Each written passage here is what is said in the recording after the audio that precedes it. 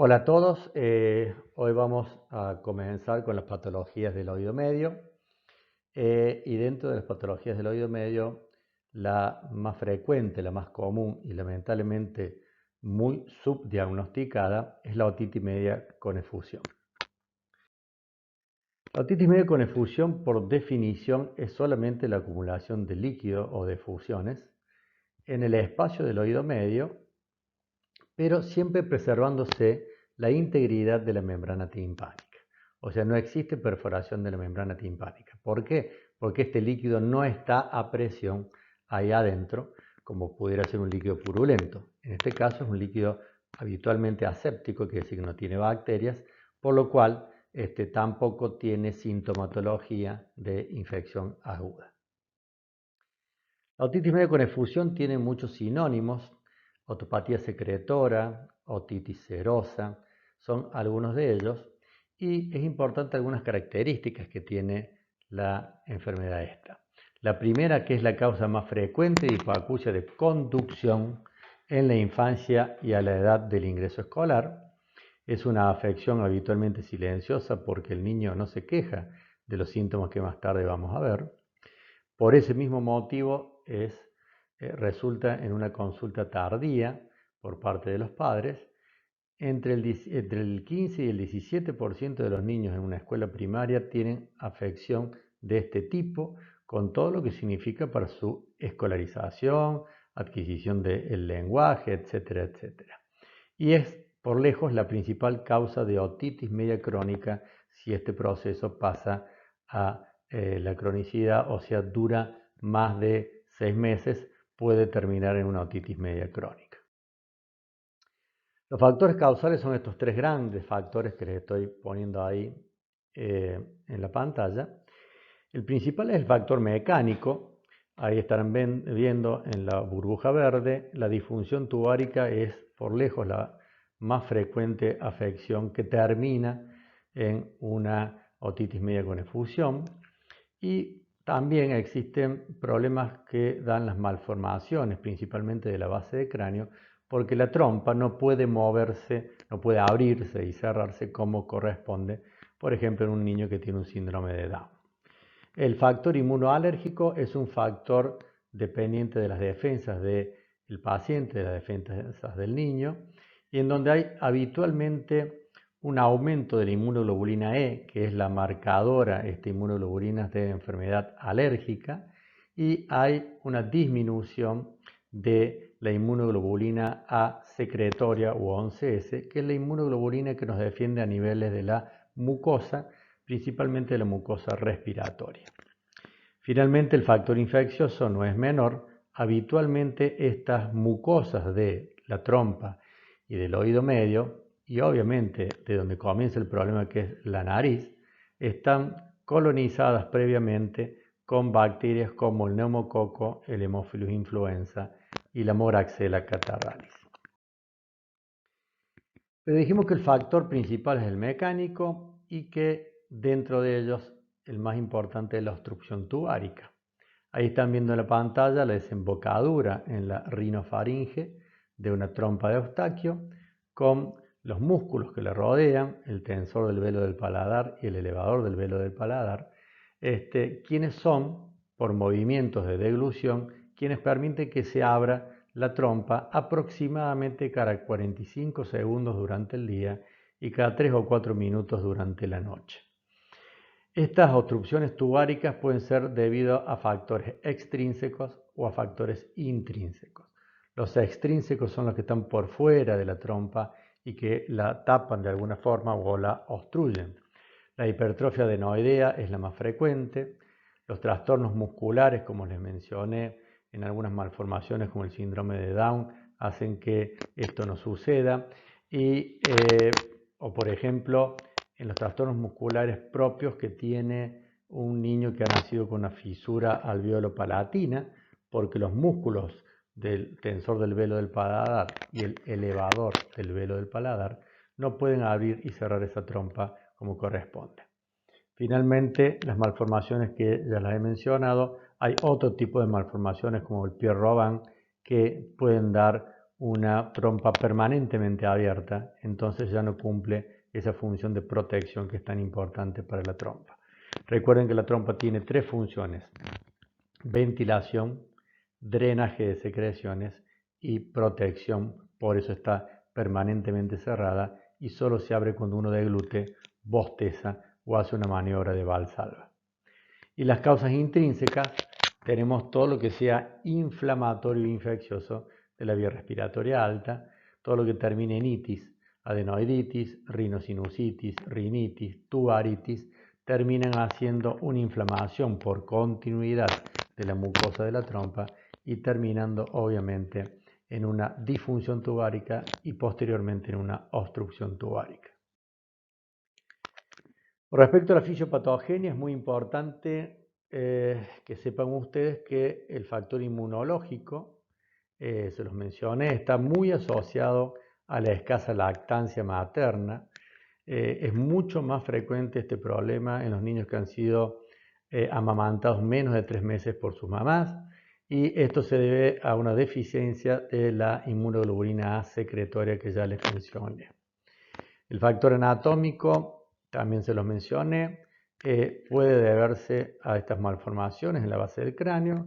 La base del cráneo en estos niños es bastante plana, se llama platisbacia, y es un factor predisponente, por ejemplo, en niños que tienen síndrome de Down. Con respecto a otras características, es 3 veces más frecuente en invierno que en el verano, por la razón de las infecciones reiteradas de la vía respiratoria alta en los niños, y el 70% de los niños menores de 8 años tienen un episodio de otitis secretoria antes del 3er año de vida, y antes del 8º pueden llegar a tener 5 hasta 10 recaídas de este episodio de secreciones adentro del oído medio.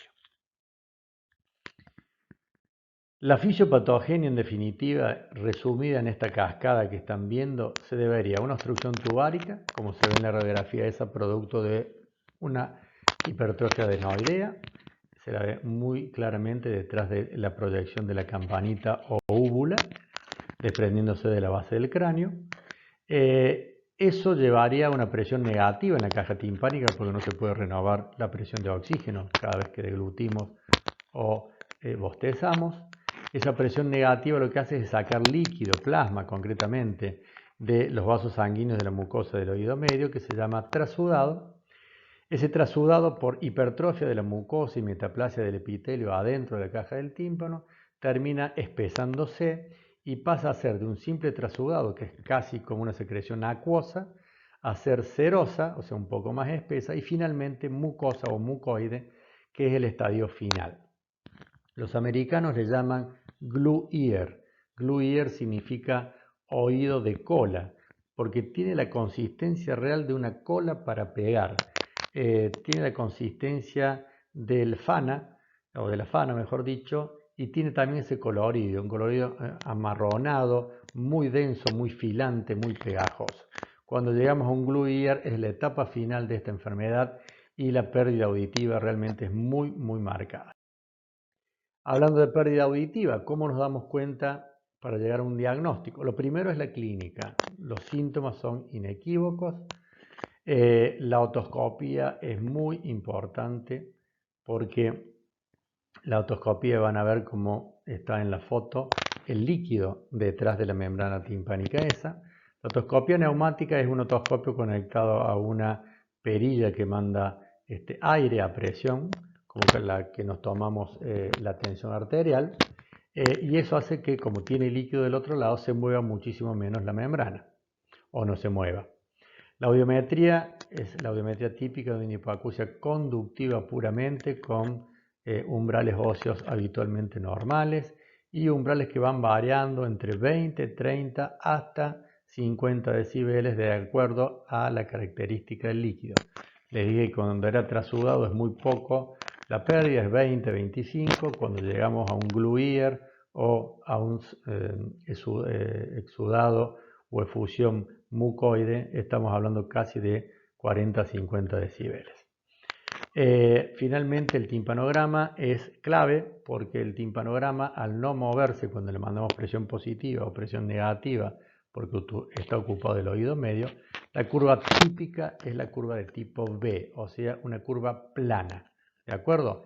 En algunos pacientes, la minoría, puede aparecer una curva tipo C, que es la curva con máxima compliance en negativos, menos de 200. ¿De acuerdo?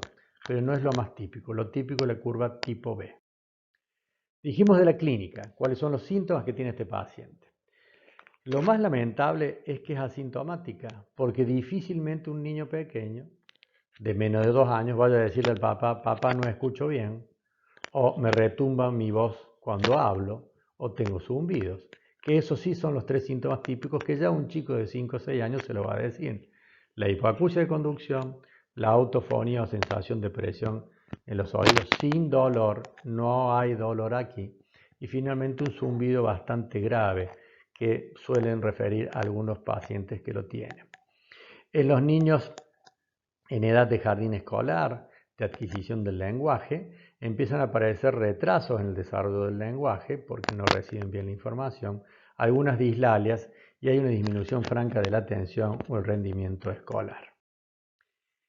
Con respecto al tratamiento, hay 2 grandes líneas de tratamiento, el tratamiento médico o el tratamiento quirúrgico. El tratamiento médico, lo primero que hay que hacer es una conducta expectante para ver si hay curación espontánea que se puede dar en un porcentaje elevado de pacientes. Pero ¿cuándo se trata? Cuando la clínica persiste, cuando empieza a aparecer desarrollo del lenguaje malo o con dislalias, o cuando empiezan a verse complicaciones como las retracciones timpánicas que van a terminar o en una perforación o en una otitis media crónica. El tratamiento médico se basa en el uso de antibióticos, como ustedes están viendo, amoxicilina, amoxiclavulánico o trimetroprimasulfa, por lo menos durante 10 días. En el uso de corticoides, que está probado que solamente ayudan en la fase aguda, unos pocos días, aproximadamente unos 7 días se pueden dar, después de eso ya no tienen mucho sentido. Y los antihistamínicos y descongestivos, que son muy usados, no han demostrado tener beneficio alguno en estos pacientes. Cabe acotar que según la Academia Americana, ninguno de estos tratamientos, ni con antibióticos ni con corticoides, tiene evidencia de tipo 1, por lo cual es todavía motivo de debate entre los pediatras y entre los otorrinos el tratamiento de esta afección. Y el quirúrgico corresponde a la colocación de estas válvulas de ventilación, tubos de ventilación o tubos transtimpánicos o diábolos que están viendo en la pantalla, que de izquierda a derecha son de diferentes modelos, el típico que se llama Shepard Grommet de la izquierda y el de la derecha que se llama tubo en T, por razones obvias, o de larga permanencia. El objetivo de colocar un tubo de drenaje en estos pacientes es que cuando ninguno de los tratamientos médicos ha funcionado, es necesario drenar la efusión mucoide que tiene ese niño adentro del oído, porque si no va a quedar con secuelas, y las secuelas son irreversibles. Entonces se drena lo que haría una trompa normal, que en este caso está tapada, para recuperar la audición en forma inmediata, y permite además que entre el aire por fuera, ya no por la trompa que está tapada hasta que la tratemos como corresponde, sino por fuera. Entonces recupera 2 de las 3 funciones la trompa esa: la ventilación por un lado, el drenaje por el otro, y no la de protección porque queda un oído abierto parcialmente. ¿Cuánto tiempo debe durar un tubo colocado? Por lo menos 6 a 9 meses hasta que podamos ver qué pasa con la trompa, qué es lo que está pasando, cuál es el mecanismo intrínseco o extrínseco que está obstruyendo esa trompa para revertirlo, pero que el oído se vaya recuperando en el mientras tanto. Así que esto es una patología muy importante porque es la base posiblemente de la inmensa mayoría de las otitis medias crónicas y también de las otitis medias agudas que veremos en la próxima clase. Muchas gracias. Cualquier pregunta la mandan al correo de la universidad. Ahí tienen mi dirección y nada más.